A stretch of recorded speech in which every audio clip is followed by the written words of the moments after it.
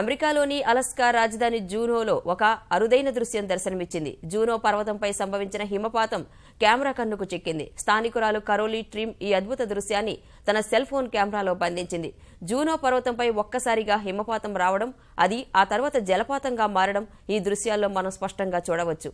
Alaska రాజధానిలో ఇలా హిమపాతాలు సంభవించడం తరచుగా జరుగుతూ ఉంటుంది. అయితే ఈసారి వచ్చిన హిమ ప్రవాహం కారణంగా ఎలాంటి ప్రాణ నష్టం జరగలేదు. పర్వతం దిగువన ఉన్న భవనాలకు కూడా ఎలాంటి నష్టం కలగలేదు.